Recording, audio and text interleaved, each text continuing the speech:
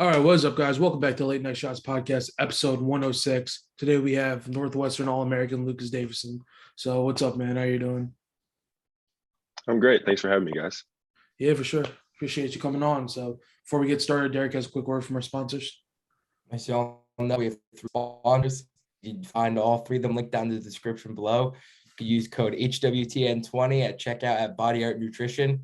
You can use code HWT15 at defensesoap.com. And you just shop with the affiliate link for Liquid IV, and you'll automatically get 25% off at checkout. So, getting right into it, you had a great season this year, sixth place All-American, and probably one of the most stacked brackets I've seen in a while. So, what are your thoughts on your season on this past season?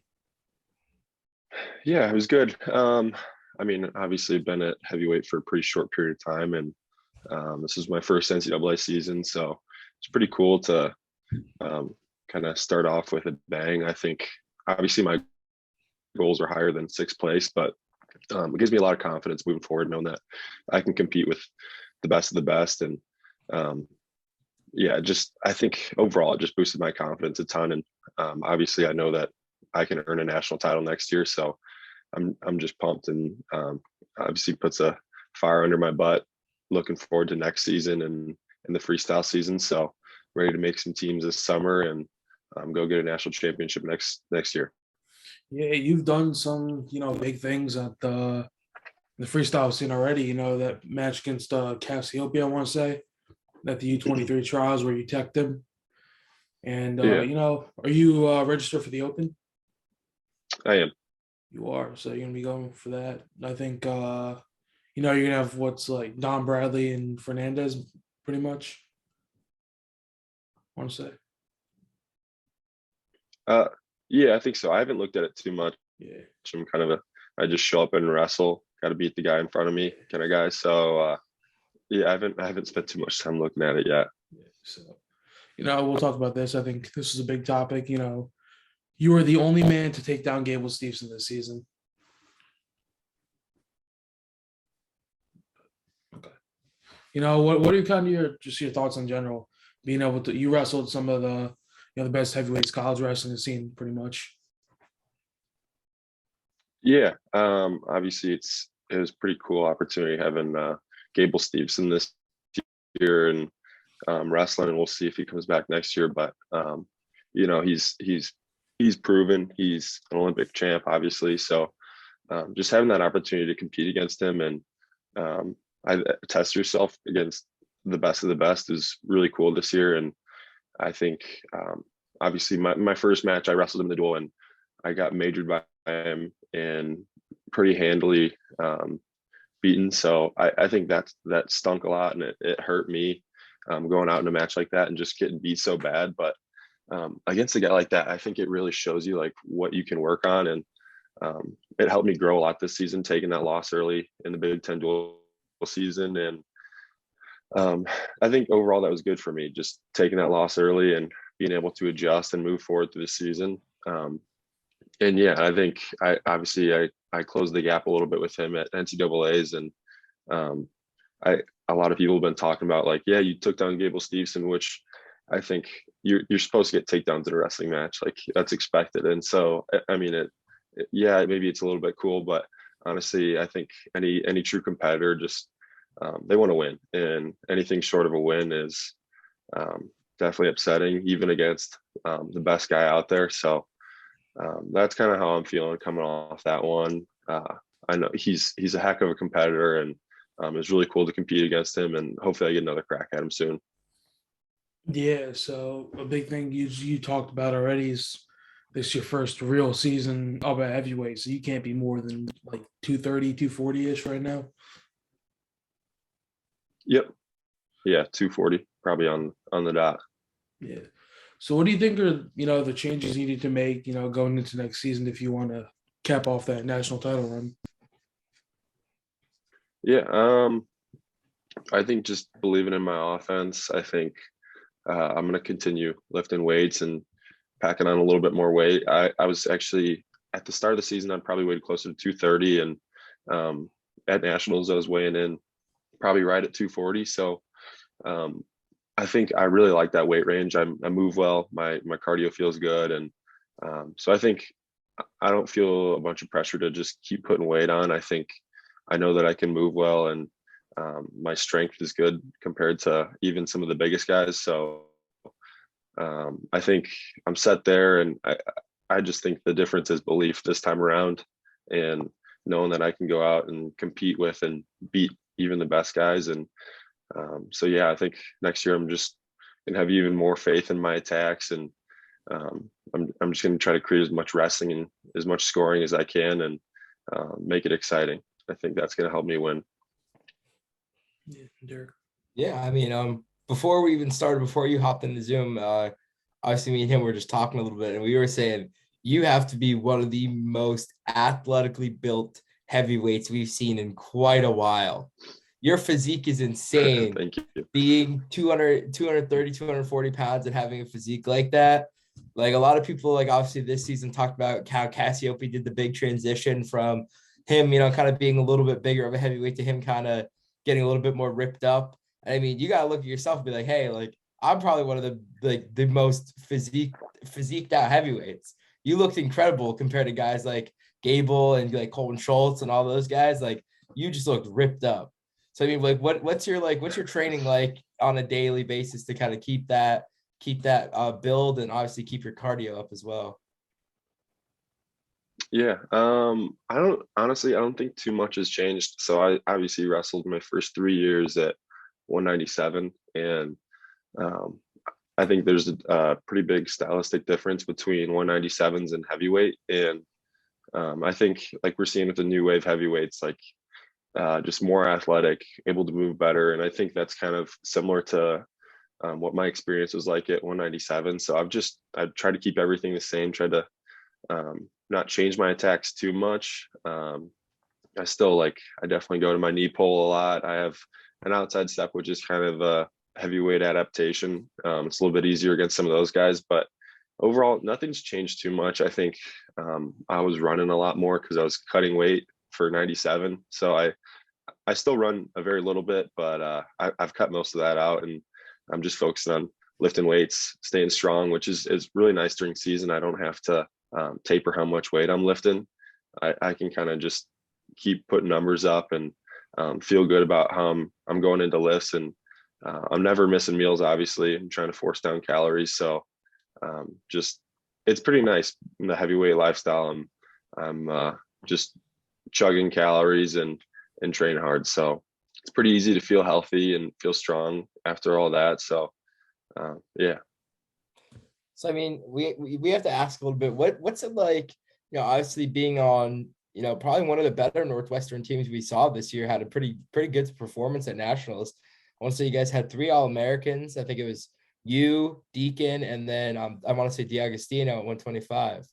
So I mean, what was that like for this year? We had Chris Cannon as well. Oh, what weight was he at? So Cannon's 33. 33. So I mean, obviously for you guys, this had to be a pretty great year for Northwestern, bringing home 4 All-Americans. I mean, what a performance by your team. I mean, what are you guys looking forward to next season?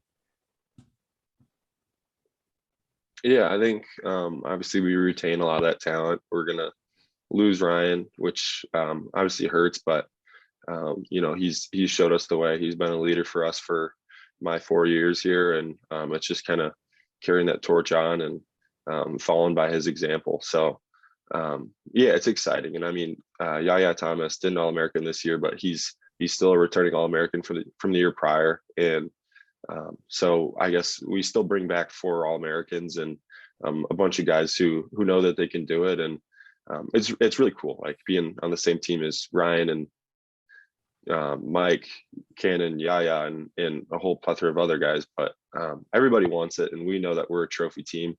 That's what we wanted this year, so we kind of fell short. We're two places short of a trophy. So yeah, I think we're all just motivated and ready to get it done. Yeah, so big thing heading into freestyle. You have yourself competing at the Open, trying to. I don't think you're not qualified for the trials yet, right? You would have to place at the Open. No, not yet. So yeah, you have to. I think place so. at the Open. Okay. So you have Ryan Deegan, who's going to be looking for his first world team right here. James Green's out.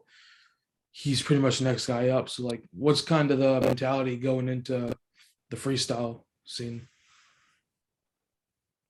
Yeah, I think same deal. I think stay on your offense, stingy defense, and right side up scrambling. And I think the more points that I score and the higher pace I put on guys early, then especially with heavyweights, the quicker they'll crack and the quicker they'll break.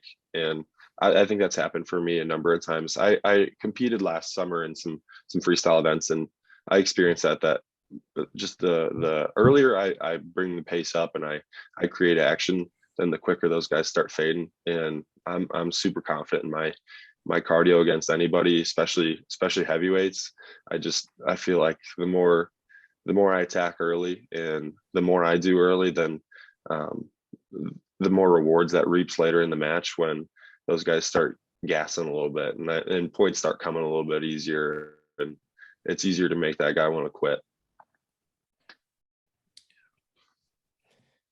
Yeah, I mean, obviously, competing for freestyle this year, I mean, it's got to be kind of a weight off of all the heavyweight shoulders, knowing now that there isn't a Gable Steveson waiting there. Most likely there won't be a Gable Steveson waiting there for them at obviously trying to make that Olympic team and then obviously the world team. So, I mean, what's that like for you? Who are some guys that you're looking to compete with, obviously in this upcoming freestyle season? Um, I'm not too sure. I honestly, I'm like I said a little bit earlier, I mostly just focus on the guy in front of me, and I would kill for another chance at wrestling Gable. I think everybody knows he's a heck of a competitor, and it's just fun going against somebody who's going to give you 6 minutes of war. So I would love to have another opportunity against him. I think it's going to be fun every time that we compete. I think Cassiope, he's a guy that I've beaten once, but I know I can beat him time and time again. So every time I wrestle these guys, I think I get a little bit closer, and I'm improving every time I step on the mat. So I don't know, anybody I lost to this year, I'm just ready to beat anybody that steps out across me. Yeah. So the Spladle against Cassiope. They stopped it early. Like, Yeah.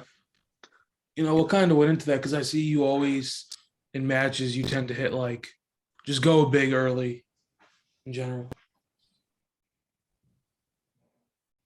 You think I go big early? I mean, more than most heavyweights, I feel like you wrestle a less conservative match. I feel like you're going for more, I don't know how to say, like risky counters, I want to say, more than anything. Yeah, I don't know how much I agree with that. I think the Spladle was kind of a one-off situation. Like that's something that I've never practiced in a wrestling room, and it was just something that like I stuffed his head, and he starts stepping over my leg, and or no, I don't even think he stepped over my leg. Like I think I stuffed his head, and I felt his far hip was pretty close, which made I locked around it and pulled it pretty tight, and I was like, "Oh man, this is a Spladle." Like I'm familiar with it, obviously, but and I just started taking it over. I obviously didn't expose him, but I felt like it was super tight. His head was packed in there, and um, yeah, I don't know. I think that was mostly just like a opportunity that presented itself, and I think normally I stay pretty baseline with my defense. There's a number of guys this year that wanted to go upper body with me, and um, a lot of people were like, "Yeah, don't go upper body with this guy. He's good upper body." And I think um, I'm pretty dang confident with my upper body ability as well. I mean I did well at Fargo. I won a Fargo title in Greco and stuff, and that's something our dad helped us train a lot when we were younger. And I think I've gotten away from that with Coach Howe, Coach Andrew Howe. He was a big influence for me, and he was just like he was always pushing me to score points from leg attacks. And I mean, I think he still likes throwing when the opportunity is there and when it's a safer opportunity. But yeah, I think for the most part, I'm trying to score points and as risk free ways as I can. So yeah, I don't know how much I take some risk with my stuff, but I usually try to score points in ways that'll benefit me, and um, I don't necessarily have to give up my back for. So Yeah. In the offseason, there was some big developments with your team. I think I'm not sure if is Andrew Howe back as a coach. um, his contract hasn't been renewed. Okay, and then Jimmy Kennedy's with Penn State now. He is. Yeah. So what did that like? Obviously there it was their own reasoning for this, but what kind of was the team like after the news came out? In the fall. Yeah. Um, it was tough, man. Those guys, like, I work with them every day, and um, there's a period where we didn't think that we were gonna have Howe back, and obviously that's two big guys, like two very big personalities in the room. Two guys that we work out with on a daily basis, and so it was tough. We had like a couple weeks where um, Howe was out of the room, just waiting to kind of get approval to come back, and we didn't know if that was going to get passed through. So it was tough. We had, I think even in that same time, Storney tested positive for COVID. So we had Joe Rao was just leading the team, and it was a weird atmosphere having one coach, and we're just kind of in there like, all right, I guess we got to keep plugging away and just try to make as much of this time as we can, even if we don't have our coaches there. So it was definitely weird. But I think it's a testament to the focus and grit that our team has just to be able to make it through that time. And I mean, we still got better then, and no matter if we had those coaches gone. But yeah, we missed Jimmy. Jimmy is a good personality, but we had his replacement was effectively Joe Cologne, and Joe's been awesome, and he's a great personality and great motivator for the team, and he's got a ton of experience that has helped us a ton so far. So it's been fun having the new guys that stepped up. Yeah. You said Joe Rao trains out of there. Yeah, Joe Rao, he's our volunteer assistant coach. So he's been my guy this year. He's my warm-up partner the whole year, and we practice good 2-3 times a week. So he's helped me a ton in folk style because obviously he's a D3 national champ, and a lot of people regard him as just a really good Greco guy, but he's great at folk style, and he sucks to wrestle, but he made me so much better this year. And yeah, I owe a ton to him. He's given me so much, and it's gonna be fun this year because he's back on the freestyle circuit, and so he and I are gonna be competing next to each other. So it'll be fun to go through some battle with him side by side. So I think didn't he announce like retirement after the Olympic trials or something like that? yeah, he did. I think obviously that's hard for anybody to go through Yeah. what he went through, and um, I don't know. I think for me to have a lifelong dream like that just kind of get taken from me, I think that'd be tough. And so his time, he's had a bit of time to reflect on it, and I think he still wants to compete, and he had that competitive urge.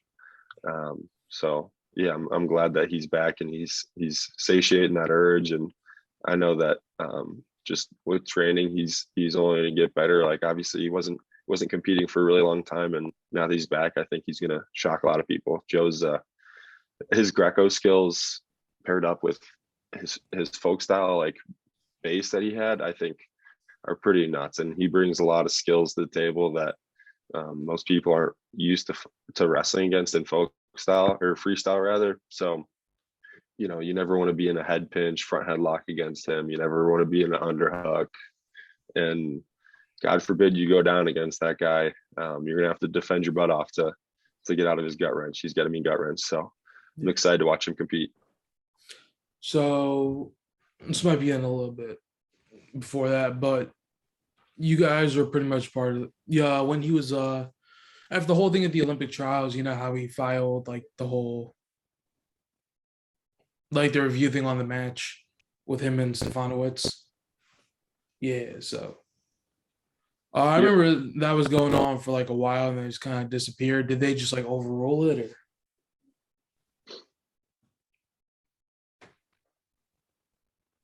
Um, I believe they just dropped it. I'm not actually super familiar with it. He was still with Illinois at that time, so um, yeah, I wasn't there to firsthand experience any of that, but yeah. There. So, we like to ask everybody this, kind of hear a little bit more about you. So, coming out of high school, what really made you choose to go to Northwestern and obviously continue wrestling there? What was that, making that decision like for you? And kind of talk a little bit about your recruiting. Yeah. So my recruiting, first school that called me was Northwestern. I remember his coach Howie called me on that first day that recruiting opened, and that felt really good. It felt good to be wanted, and um, yeah, I just remember that was special, and it was something I didn't forget. And there were a lot of schools. I think I improved so much between my junior and senior year, and over that time period, there were a lot of schools that weren't there when I was still pretty youthful and untapped. And once I had a little bit more success, a lot of schools reached out that weren't there from the get go, and I think that kind of sat with me a little weird when some of those schools like came to recruit me late on, and I just throughout the whole process, I remembered who was there from day one. It was Thorny and Howe, and Cody Brewer was on staff too. So Mike McMullen, all those guys. So that was a really cool staff um, to be recruited by and to get to know and stuff. I think I made relationships with all those guys that I still keep in touch with them, and they're all still friends. So I think that was the one thing. And um, my recruiting visit to Northwestern, my host was actually Ryan Deacon, which is pretty crazy. I slept on the floor of where I live now. This is Ryan Deacon's apartment when I was getting recruited, and now we're roommates. So it was really cool, and it was cool to see a young Ryan Deacon who obviously had so much potential, and he was a young leader on this team. And I enjoyed all the guys, and I had a buddy from high school that was here. So it just when I came here, the second I stepped foot on campus, it felt really familial, and um, I was very welcomed by everybody. Uh, I think I also spent a lot of time coming up.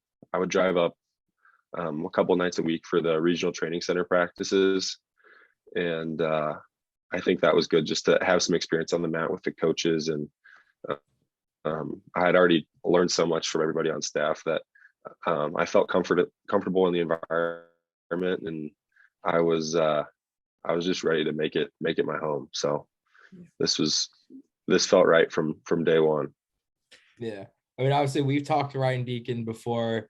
He's been really great to us. We've had some great conversations with him. So obviously I couldn't blame you for being like, hey, I want to go to Northwestern after, hanging out with him and the rest of your teammates now. So that's great. Great to hear.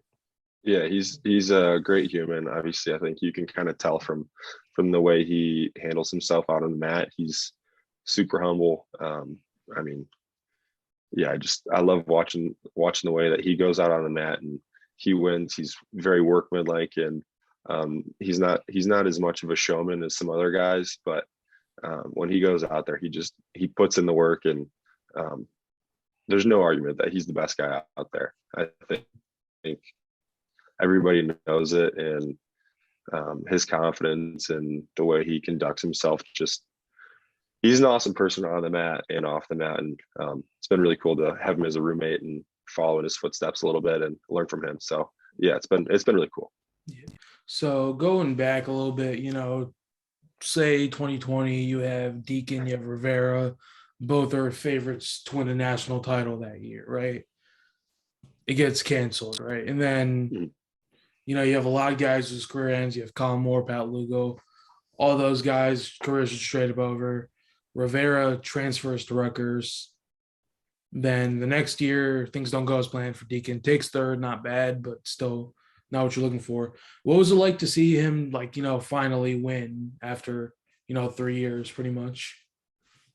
Yeah. I don't know. This doesn't make me sound like much of a tough guy, but I was like on the verge of tears watching that happen because, I've been around him for so long that I've I've seen him put the work in, and to see him not be able to accomplish that the year prior, I know how much that took out of him.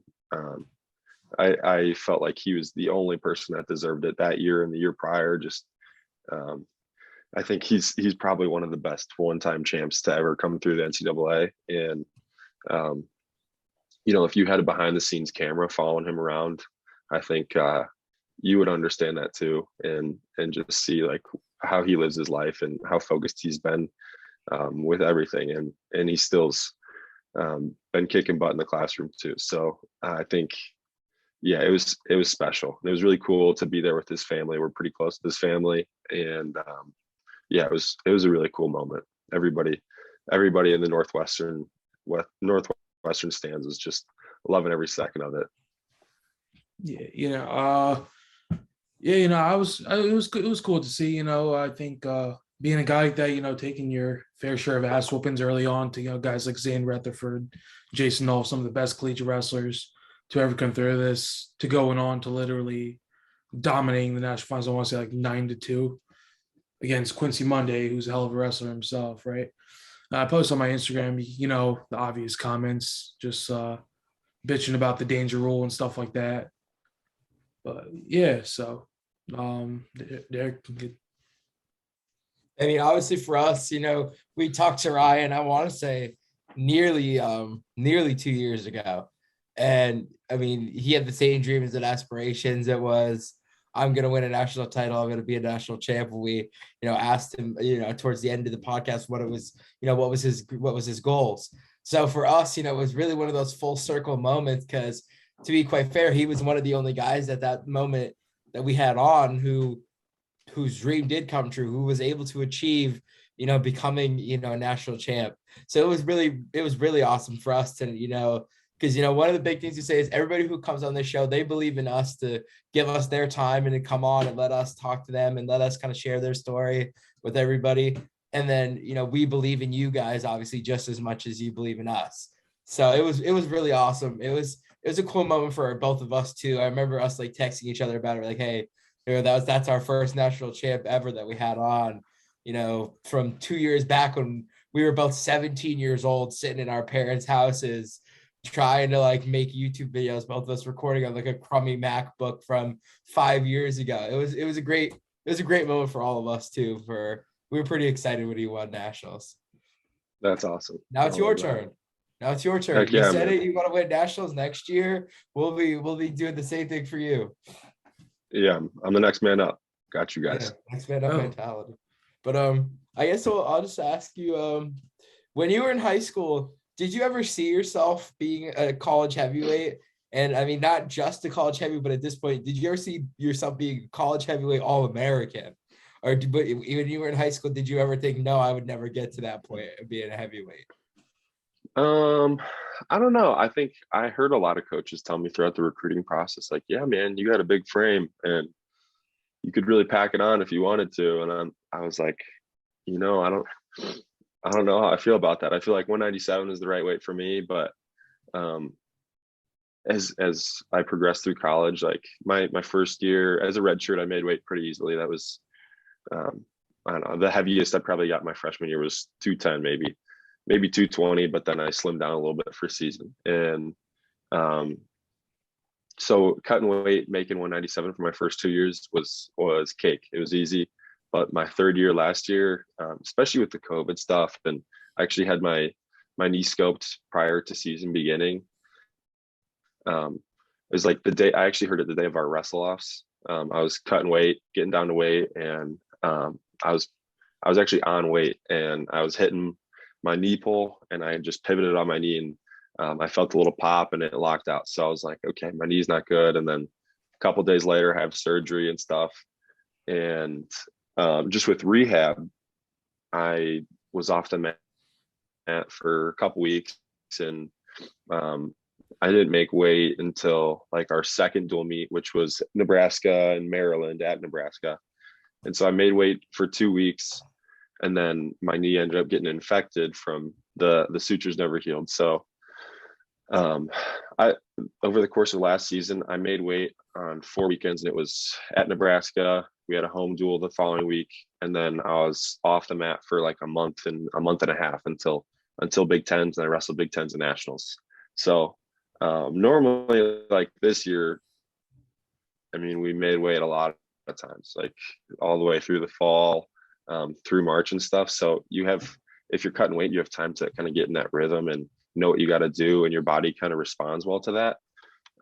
But I just like never met that regular rhythm. So there would be weeks like coming up to Big Tens. I think I started that week 30 pounds over, and I'm just like, oh crap, I got my work cut out for me. So I think my body just, after cutting weight for so long, I think I probably hit a growth spurt in that period, and I'm still cutting my body down. So after season, my body just really clung to that weight, and it came pretty naturally. And it wound up being good weight, and it's not like I put on a bunch of fat. It worked out well. I think they knew on the bus ride coming back from nationals last year, they were like, hey, we think that you're going to be a great heavyweight, and we'd like to give you that option if you'd like it. And so I took a little time and found out where my body naturally weighed, and it wound up being 230. So the adjustment was pretty easy, and it was crazy. I think I joked about it a lot, about like, yeah, I could put like 50 pounds on if I wanted to, just straight muscle, just pounding calories when I was cutting weight. But it's actually a lot harder to put good weight on than it seems. So yeah, it was a crazy process. I never really thought I'd be here, but I'm here, and no looking back now. I've been loving every moment of it. Yeah, so a big thing for you, like this time period more than anything, is like you've seen the weight class of heavyweight make a shift. Like obviously, you had Kyle Snyder back when, like, I want to say when you first got into college, Snyder was the guy. And then you went from having guys like Snyder, Adam Kuhn, Conan Jennings on your team, Matt Yeah. Stencil, Mark Desi, like these bigger guys just dominating the weight class. Obviously, Snyder was up there by himself, just being that he was just so much better than everyone else. And then you've seen it shift to like yourself, Greg Kirkfleet, Mason Paris, Gable Steveson, like all these new age athletic guys, high paced offense, all that. What has that kind of been like? Because like right now, it's like you either keep up with the curve or you get left in the dust, and you've seen that happen to quite a few guys. Stencil probably being one of them at this point. Yeah, I think, nothing really has changed for me. I think I've always been that guy that wants to score points, and I don't want to just hang out and try to win a 1-0 or 2-1 match. I want to put as many points up as I can, and I want to let my offense fly and win it on my own terms. So honestly, it hasn't been too much of an adjustment. I think I probably benefited from starting at 197, and so that mentality was kind of ingrained in me. And I came up, and I think I took some lumps early. I actually lost to Stencil at the US Open last year. I lost to him I don't know. I think that was my first competition at heavyweight. And I'm just like shooting under a guy that has big hips, and he's heavy and he's strong. So I burnt a lot of energy just shooting under him and gave him some easy go behind. So there was a little bit of an adjustment, but I think I definitely learned how to do that pretty quickly. And it's just some quick adjustments, and then all of a sudden I'm competing with some of the best guys. So yeah. So Derek. Yeah, I mean, like one of the biggest things, obviously, is everyone keeps talking about this new age heavyweight, but the one person who doesn't fit that mold, this, obviously from this past year, was the NCAA runner-up, which was Colton Schultz, who is all of 285. So I mean, I don't know if you've ever got the opportunity to wrestle him before, whether it was before you got to heavyweight, or how do you think you would kind of attack wrestling a guy of that size? Yeah, I think it's the same deal. I think, obviously he wants to go upper body. He wants to push you around in underhooks. And I think it's just got to be smart wrestling. I'm still going to shoot my shots. I'm going to try to move him as much as I can, get him tired, and score my attack. So I don't think the approach really ever changes for anybody. I think maybe I'm a little bit more sensitive to oh, this guy wants to dig underhook. So I'll probably be thinking a little bit more about keeping my elbows tight and staying clear of some of those positions. But I think the winning formula is always going to be offense um, and smart wrestling. So I think that's just what I'm going to bring to anybody I step across from. Um, yeah, I don't think there's any real exception to that. Yeah. I mean, so looking at the time here, I guess we'll hop right into our questions and we'll get you going on out of here. So you could go ahead and go first if you'd Okay, like. so top three favorite collegiate wrestlers of all time. None of them can be from Northwestern. Um, I think number one is Andrew Howe. I grew up watching him. He's actually from Indiana, pretty close to where I'm from. So I learned from him a lot when I was in high school, and it was super fun to watch him wrestle at Wisconsin, which was my dad's alma mater. So I was a huge fan, and then I watched him at Oklahoma as well. So Andrew Howe, I think David Taylor was always fun to watch. He was just a madman. I loved his high paced wrestling and did some pretty cool cradles. And I actually learned from him at a couple camps. So it was pretty cool to have some one-on-one experiences with him. And lastly, I think I would have to go with Kyle Snyder. Kyle Snyder is really cool. I love the way he conducted himself. And I think I've tried to model myself after some of his attacks. I like his like low ankle pick to the transition to a high crotch. And I love watching him battle with Kuhn and stuff like you guys were talking about a little bit earlier. So yeah, I think that's my top three. Surprisingly enough, I think Taylor has been on everyone's list. Everybody. And every guy who's like a 184-ish to a heavyweight. No, everyone. Everybody has said David Taylor. I think, he was like the poster boy of collegiate wrestling for such a long time. And I think that also speaks on like the generation. Like we grew up watching him, and like he was that guy at that time when we're still pretty young and moldable minds. So I think maybe that's got something to do with it. But I think it was a lot of fun watching him grow it out. Yeah. So I don't think Dake's been on anyone's list. Yeah, I mean, Dake's got to be up there. Dake's got to be up there, but I don't know, something about David Taylor and maybe the Penn State allure. But I think he was always fun to watch, like high scoring and I feel like that Olympic gold just kind of like solidified his legacy at that point. He's in the record books for sure. Derek, you can go now. All right, it's time for everybody's favorite segment, my questions, because my questions are just generally better than his. So, we are Heavyweight Nation. We're some large men and then enjoy some good food. So if I was to visit Northwestern, what was one place you would tell me to go eat? One place. Let's see.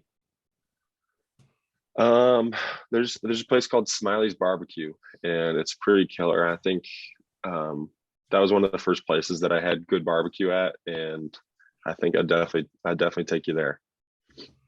All right. And then, everyone's favorite question, we ask this question to every single person that comes on this podcast. You can take 4 of your Northwestern wrestling teammates into the zombie apocalypse with you. Who are they, and a quick reason why of each one? All right. Zombie apocalypse. Holy cow. I'm taking Jack Jessen. Obvious reason is because he's always armed with he has like a crazy war knife or something, looks like a Seiko or something like, but he's always armed with a weapon, and he's very resourceful. So Jack Jessen, R184. I'll take Mike DiAgostino because he's a wild man, he's a primal, and he's crazy, and you got to have some entertainment during the zombie apocalypse, and I think he'd be a good guy to have. I'll do my brother, Andrew Davison. Andrew's reliable, resourceful, and I think he's another big, strong dude that might help push some zombies around. And let's see. Oh, I gotta go with the Nebraska boy. He's like our only country kid. I'm going Max Mayfield because obviously he's from Nebraska. He knows how to hunt. He knows what he's doing. So that's my list. I mean, So well, Lucas, it was a pleasure. We appreciate you coming on the show. Thank you very much. We appreciate it. Yeah, it was a lot of fun, guys. Thanks so much for having me. thank you for coming on. This has been episode 106 of the Late Night Shots podcast. See you guys again next time.